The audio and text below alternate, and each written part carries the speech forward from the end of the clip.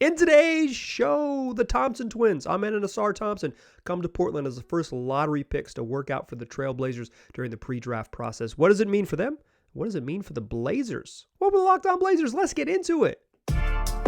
You are Locked On Trailblazers, your daily Portland Trailblazers podcast. Part of the Locked On Podcast Network, your team every day.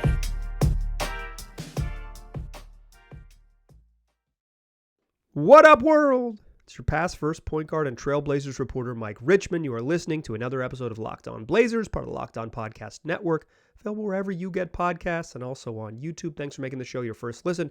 Coming at you every single weekday, Monday through Friday. So make it a part of your daily routine. Make it your first listen. Tell your friends to do the same. It's Locked On Blazers, your team every day. In today's show, we're talking pre-draft workouts. The Thompson twins from Overtime Elite, Amen and Ausar Thompson, came to Portland on Tuesday. Worked out for the Trailblazers as the first projected lottery picks to do so during the pre-draft process.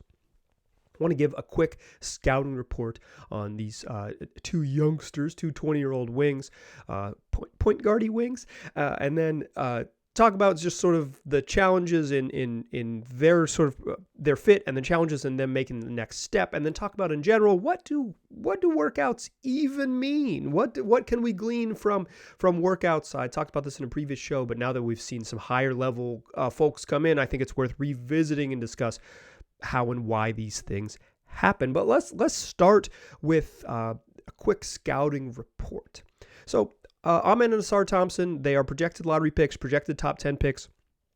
They are twins, 20 years old. Amen is 6'7", Ausar is 6'6". They're both in that, just over 200-pound range. They are wings, really good athletes. Amen is a great athlete with a questionable shot, but he's considered a really versatile defender, a really good playmaker, and pretty much universally considered a top 5 pick. I have seen him mocked as high as 3. Some folks like him better than Brandon Miller, but across the board, good friend NBA Big Board, Rafael Barlow has him at 5. At the Ringer, they've got him at 4. At ESPN, they've got him at 4. In The Athletic, they've got him at 5.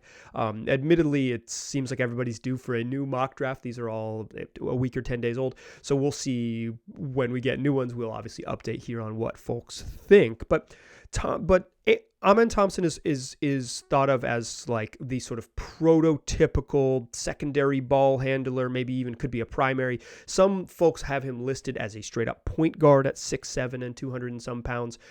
He's like a lanky guy who can make plays on the ball, a good passer, a good playmaker, and a really good cutter. These was some numbers courtesy of my friend Rafael Barlow at NBA Big Board. I listened to NBA Big Board to get ready for this, ready for the show. It's a great podcast, great time of year to get involved. It's on the network. Just search NBA Big Board wherever you get podcasts, or on YouTube if that's how you get down. But Amen shot 85% in transition. Dude is just a blur. All the scouting reports I read, like, I've seen some highlights of these gentlemen, but it's not like I was watching OTE games to watch them play in Overtime Elite. But like, Amen is just a cannonball. Gets a rebound and is gone. Shot out of a cannon on rebounds. Much less like steals and stuff where they get out on the break. But like even just you miss a jump shot, he catches it at 15 feet, and the Jets get turned on. Shot 85% in transition, 81% on cuts, and 74% at the rim. Those numbers courtesy of Rafael Barlow at NBA Big Board.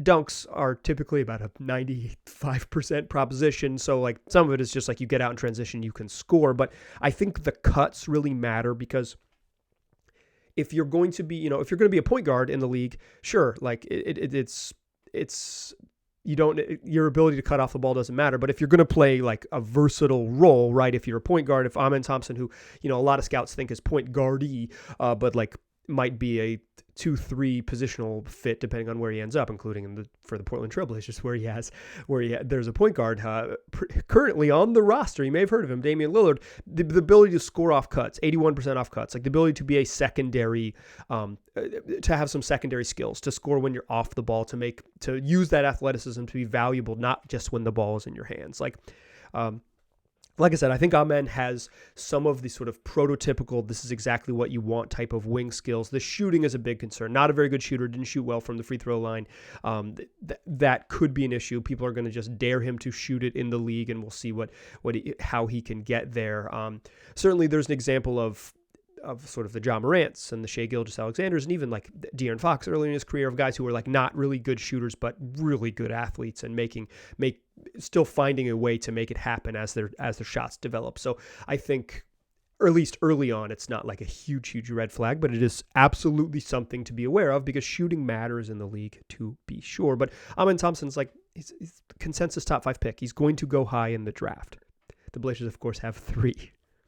His brother, Ausar Thompson, is not considered nearly as high of a prospect. Rafael Barlow at NBA Big Board had him all the way down to 15. The Ringer has him at 6. ESPN has him at 6. The Athletic had him at 9 in their mock drafts. He played more off the ball in OTE. Amen was the point guard, and Ausar was the sort of off-ball wing. They're really similar builds, but the appeal of Ausar is that even if he played off the ball, still a really good playmaker, really good passer, has a great feel, and is an excellent defender. The sell on the Thompson twins is that they have the positional versatility and the crazy athleticism to, guard several different positions with their length. Okay, you can guard small because you're super athletic, but you're 6'6", 6'7" with long arms that, almost 7-foot wingspan. Okay, cool. You can now guard up a couple positions too, and that positional versatility on defense, positions probably still matter more on offense, but if you can guard a bunch of different spots, it doesn't matter. You can just go play, because when you go down on the other end in the switch-heavy NBA, it's like, hey, we feel comfortable with him eventually guarding everyone. Rookies, typically not very good on defense, there's a lot thrown at you, but like, the tools to be a really special defender, and Ausar Thompson checks that box. He actually was a little bit better shooter than his brother. Most scouts from the scouting reports I've read consider him to be the better shooter of the two, but maybe not just like overall quality of player. And speaking of NBA Big Board, I subscribe to the newsletter. I highly recommend it. Rafael Barlow, as good as it gets with draft stuff. And one scout told Rafael, host of Locked On NBA Big Board, founder of NBA Draft Junkies, and the writer of the Big Board newsletter, is that Ausar might even be more point guardy than Amen. And even though Amen is considered a point guard, even listed a point guard by a lot of draft services, that Ausar has maybe more potential as they grow to have point guard skills, because he makes secondary reads a little bit better. He is probably not in the Blazers range at 3 and won't be on the board if they still pick at 23, but you bring them in together because they're a pair, and also allows them to do some workout stuff together. Hey, we need another 6'7" guy to do these things. We need to it's a good matchup, and it's a good way, you get him in the building, right? It's 2 top 10 picks, get him in the building, build your book. You've obviously done a bunch of scouting beforehand, but you want, in-person stuff that I saw based on some photos that the Trailblazers shared on their website. Shout out to Bruce Ely, friend of the program. They did some athletic testing, some just straight vertical stuff. And they did, in the videos I watched that the Blazers shared of the workout, they did, the Blazers do a really good job of the draft workouts where they were sharing interviews clipped in with some actual cuts from what they did in the workouts. What you do in the workouts doesn't matter, but as a point of interest, going through shooting stuff, running through defensive drills, running pick and rolls and making reads and pick and rolls, sort of, get guys in the gym and get them to do the skills that you want to see them translate. What does the recovery look like on defense? What does their shooting form look like? And when we run them through basic pick and roll reads, do they make the right reads? I think the question for me, for both of these gentlemen, is how do they fit with what the Blazers want to do, assuming that the Blazers still have Damian Lillard on the roster? And what is the challenge of translating OTE scouting to the league? You'll notice that I didn't really include stats here. It's because I don't know how valuable they are. But what I want to do in the second segment is talk about that challenges, talk about their fit, and kind of just get a sense of what the Thompson twins would look like if they were to play in a Blazers uniform. But before I do that, I want to tell you about FanDuel. Listen, now is a great time to get involved with FanDuel, because It's the NBA playoffs, and they're giving out a no-sweat first bet up to $1,000. So that means if you sign up for FanDuel and use the promo code LOCKEDON, you can get a no-sweat first bet up to, $2,500. That's $2,500 for new customers back in bonus bets if your first bet doesn't win. There's no better place to bet on all the NBA playoff action. The NBA finals start tomorrow on June 1st, and we've got at least 4 and likely more games. So visit FanDuel.com. Take advantage of this offer while you can. It's FanDuel.com/LockedOn. Get that no sweat first bet up to $2,500. That's $2,500. That's FanDuel.com/LockedOn. FanDuel, an official sports betting partner of the NBA. All right. Thompson twins were in Portland. I want to talk about their fit and the sort of strange space that these two gentlemen occupy in the unknown. The draft is filled with unknowns. That's kind of the fun part about the draft. Like you project everyone to their highest levels, right? You never comp anyone out and say, yeah, I think this dude's going to be Aaron Aflalo. You know, if it all works out, you're looking at Eddie House. Everyone is Kobe Bryant. Everyone is like at the highest peak, but which what makes the draft fun. Like I'm kind of teasing, but it's what makes the draft fun.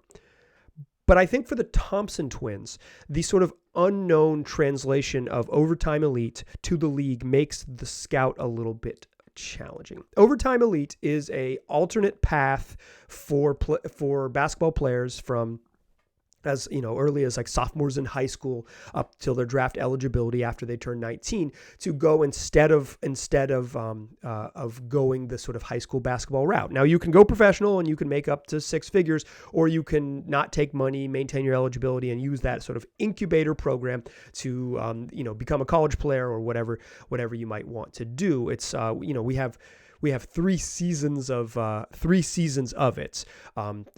It's 6 teams based in Atlanta. Like it is a unique new alternative to sort of the player development process. We don't really have a strong example of players matriculating from OTE to the NBA. Dominic Barlow, a 2-way forward for the Spurs, was dominant in OTE, averaged like 25 and 9 in OTE, and then comes to the Spurs, signs a 2-way contract, and ends up averaging 4 and 3 in 28 games for the Spurs. Like he was a 2-way guy and kind of an end of bench player for a team filled with developmental parts. So I don't think we have this like great translation understanding, but OTE plays with an NBA 3-point line.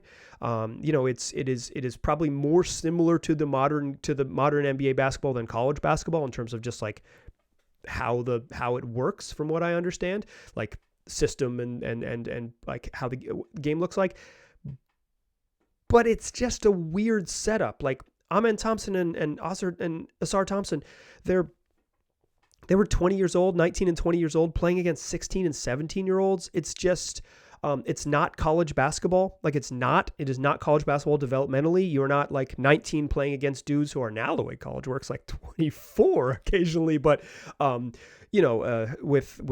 the COVID year for that whole graduating, for the whole crew that was in college and all the transfer stuff, it's like players, like college basketball players, stay till they're 23 now. It's not uncommon, but like it's not like you're playing against people who are more developmentally advanced than you and trying to figure it out. It's the reverse. Like you're the most developmentally advanced person in OTE. It's a strange thing. I didn't bring up their stats in OTE because I don't know that they're that. I think the tape is going to be more telling than the numbers. And quite frankly, like Dom Barlow for the Spurs, like he wasn't this. Amen Thompson and Ausar Thompson are much more highly regarded prospects. It's not like Dom Barlow was like, hey, this dude might go 3rd in the draft and then like slipped and became a 2-way guy. The Thompson twins are a different thing, and they're kind of going to be in some ways proof of concept for really high level recruits to go this route. But I think in general, how the numbers translate, and I gave you that 85% transition, 81% on cuts, 74% of the rim for Amen Thompson. It's like how the numbers translate. I don't think we know yet. The tape though, I mean, I've watched YouTube highlights. These are handpicked, but like, these dudes are locking people up on defense. Ausar Thompson makes really fun passing reads, and like I said, is shot out of a cannon. Absolutely, his end-to-end speed with the ball is really fun. But I don't have a great understanding on the level of competition, just like from my own sort of YouTube scouting eyes. And like, I don't think in general the NBA at large has a good sense of how elite prospects playing in this league translate to the next league. That doesn't mean these gentlemen won't be good. They might be really good. It's just, I think there is an unknown quality that I wanted to discuss. Let's talk about fit with the Portland Trail Blazers. I think one of the curious parts of where the Blazers find themselves is that the assumption that I think we should operate under, is what the Blazers have sort of publicly said they want to do, is that Damian Lillard is going to be involved in the team next year. He's going to be on the roster. They're going to build around Dame and all these things. And maybe they find this middle path because the Blazers are certainly sending out public posturing that they're going to take 3 and keep Dame and cake, eat it too, etc. But like, so let's assume that they do make a draft pick at 3, and it is, say, Ausar Thompson, because Ausar Thompson's probably just not that type of prospect. He's only going to be 6 through 10 in the draft or whatever it is, not 3. And Ausar Thompson, let's consider his fit. I think in theory, wings who can't shoot aren't ideal next to Dame because Dame commands double teams. And if you can pick who you double off of, then it becomes harder. The Blazers offense becomes harder, right? It's like, okay, double off the rookie. Every time we're going to rotate, and the person we're going to choose to leave open when we send a hard double team at Dame is this guy because we don't think he can shoot. I think that is part of my concern in some ways about Matisse Thybulle. But I would say Thompson's ability to, in theory, theoretical ability to develop as a really good cutter and a really good athlete, eating up that space in the half court, makes me think he can overcome some of his shooting ability. Also, you can improve a little bit as a shooter. He does not have, from the scouting reports I've read, scouts are not high on him becoming a really good shooter. The problem is, if he's a point guard, if he needs the ball in his hands to be special, he's a bad fit with the Blazers. He said, though, in his draft interview, when asked about pre-draft process, his fit with Dame, he said that, like, yeah, Dame is the point guard, so I would be more of a connective piece. I really liked Ausar Thompson's interview in the sort of journalist terms, a great talker. That someone who just gave a really strong interview and had a really good sense of how he was going to fit with specifically in this place. He'd be more of a secondary creator and a connective piece, and he'd be playing off the ball with Damian Lillard on the ball. It's exactly what you want to hear. Total understanding of how you're going to fit, total understanding of how you would, how you're going to progress to the next level when you maybe aren't, given the ball in your hands all the time. An interesting thing. The defensive versatility really appeals to me. Someone who understands where they fit really appeals to me. It's just, is the shooting a big enough question mark that you would not go in this direction? I don't know. I don't think, for me, I don't think I'm a big time Brandon Miller believer, but I will say people, smart people, including a friend of the program, Raphael Barlow, who I've now referenced 17 times during the show, big believer in Brandon Miller. So maybe his shooting and his size, and he doesn't have the ball handling and playmaking, although maybe he does, he could show it more in a different setting. Maybe you lean that way just because of the shot making.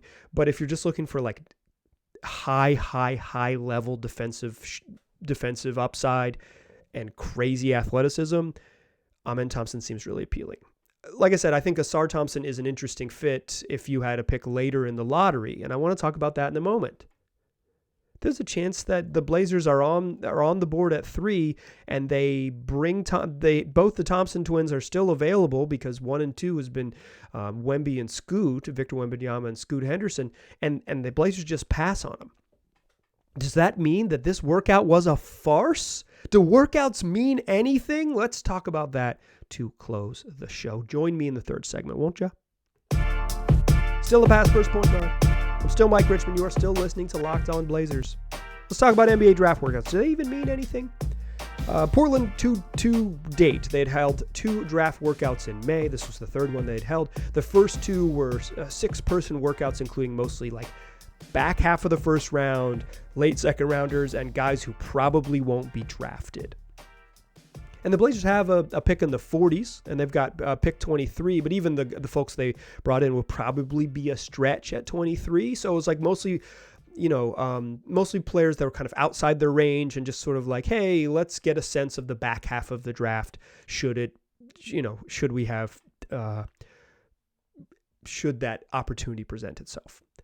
But more importantly, and I think this is something I maybe didn't hammer home in that podcast, in that episode of the podcast that I'll hammer home here. That's who comes in to work out. Dudes who are looking for a job. It is a month or 6 weeks, depending on how long you do it, of active job interviews, flying all over the place and showing that you are talented enough to be hired by one of the 30 NBA teams in some capacity. If you are a top-level recruit or a top-level prospect, you don't need no stinking job interview. In fact, from my research prior to this, I have not seen Brandon Miller or Scoot Henderson take a private workout with a team. I assume they'll work out with their agency in front of teams. I assume they probably did something if they haven't yet, or they will in the future, some private closed workouts. If you want to see us, here's where it is. But like Scoot Henderson is not going to go to anywhere that isn't that it doesn't have the pick that he wants, right? Like Scoot probably wouldn't go beyond 3. And I wouldn't be surprised if he says, I'm only going to work out for the Hornets. If the Blazers want to draft me, they can, but I don't even want to do it. And that's normal. Like, it's hard to get top 5 picks into the building because they are not interviewing for jobs. You are hoping that they fall to you and are interested in them. So the Thompson twins, they said yesterday, they told reporters at the workout, it's like, this was their first workout. Top 10 guys do not have to travel like this. They do not have to go through the circuit like folks in that 12 through 150 range. If you are hoping to land on a team and you are not guaranteed to be a high draft pick, a top 5, top 8-ish draft pick, you got to, be picky and choose. You don't get to be picky and choosy. If you are a top pick, you do. So I don't know, maybe the Blazers will bring in Brandon Miller and Scoot Henderson. I think more likely they'll go to some sort of private agent-held workout and see both of them play. But I wouldn't be shocked if those gentlemen came through. But what does the workout mean? Like, what does it mean? Does it mean that the Blazers are deeply invested in Amen Thompson and Ausar Thompson and all of those things?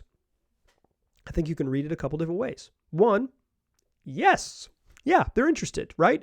They're doing their due diligence because they're interested, and they have the 3rd pick, and Amen Thompson is totally a reasonable target at 3, and they want him in the building. They want to meet with him. They want to chat with him. Everybody was, obviously Joe Cronin's there, but like Bert Kold, the I don't know how to phrase it, but a very important person within the ownership group, probably the loudest voice within the ownership group. He was in the building. Damian Lillard was there. I mean, he works out of the practice facility and works for the team, but he was there. This is the sort of Blazers brain trust in the building to see this. This wasn't a throwaway workout with folks. This was something that everyone wanted to be in attendance to see. Cronin's going to be there and Dame's probably going to be there, but I think Bert Kold's inclusion in the mix matters. So yes, like the simple answer is yes, they're interested. 2 is that they are just doing the right thing. Called up the Thompson's agents. Hey, can we get you in the building? We'd love to do it, Tuesday, May 30th. Yeah, that works for us. Great. We'll have you there. We'd love to have you work out. Get the data. Just doing their due diligence. So in case things change, they've seen these guys, they're interested in them, but like they're just more data is a little bit better, right? More data is better. Let's do our own athletic testing. Let's see what they do in drills, see all these things. Like, short answer, yes. The second answer, not specifically a target, but want to be interested. And then the third one is like total smoke screen. And the middle answer is probably the most correct, is that they want some data, because if they wow them or whatever it is, or if circumstances change, you want to know the deal. And I think the circumstances change is the most interesting part to me. What if the Blazers trade back in the draft? What if instead of 3, they trade back with Houston to move to 4? Houston gives them a future first-round pick, like a juicy future first-round pick. Now all of a sudden they've just moved back one spot and been upgraded to like, hey, an unprotected future pick from the Rockets or whatever. similar to the Luka Doncic swap between Dallas and Atlanta. Okay, well now Amen Thompson is like really right in the range, right? Like now all of a sudden he might still be on the board and you really want to be there. If the Blazers do the trade that a lot of people have floated, including this on this podcast, like if they trade back 3 to get 6 and 11 from the Magic plus other parts, whatever that other parts look like. But like you wouldn't just do that trade on its face. Does not enough value. You need to get something. The Blazers would need to get something back of more value to make that happen. But let's say they do make that swap and it looks like whatever it looks like. 6 is an Ausar Thompson range. 11 conceivably could be an Ausar Thompson range. You do your due diligence because all of the little things that play out down the road, you want to make sure that you are prepared for that data. And moreover, if you're not going to get Scoot and Brandon Miller in your own gym, you get the best players you can get in your own gym and make it happen from there. Like I remember in the past when the Blazers have had high lottery picks, mid lottery picks, they just couldn't get top 10 guys in the gym. No one was interested in doing it. So what they did was they just built their book and they worked out people in their range and you move from there. What the Blazers are doing is they might not even be able to get everyone in their range, right? Like it's just like the way top 5 picks move now that they actually have one. So you work out everyone in the range behind you. You work out everyone you can to build the data. Do I think this means that Amen Thompson is like the number one target? I absolutely do not. Do I think that means that they're interested in him? He wouldn't be there if they weren't. So draft workouts mean nothing. They mean everything, depending on sort of your feel on the tea leaves. I will say this. Last year, the Blazers worked out Shaedon Sharpe at a private agent-held workout and then brought him into the building and then drafted him. Getting him in twice was meaningful. If anybody comes back twice, if Amen Thompson comes back a second time, put a big star on that one. Or if they go to a private workout where the Thompson twins are, put a star on that one. That is proof that they are interested. But for now, this is just due diligence, data collection, and sort of the responsible way to prepare for the draft for the many scenarios that might play out. If you stay at 3 or if you trade back or what have you want to get the data that you can and have your sort of coaches, front office, ownership, franchise icon all be on the same page after getting people in the gym and chatting with them, seeing them go through workouts, what their work ethic is like, what their sort of processing speed is like when you're like, hey, we're going to install this drill and all of these things. How quickly do you pick stuff up? I think it's all valuable. I think draft workouts are either deeply meaningful or totally unmeaningful, but that's what makes the sort of guessing game of this time of year a whole bunch of fun. All right, come back for tomorrow's show. We'll do more of this. I appreciate you listening. Talk to you soon.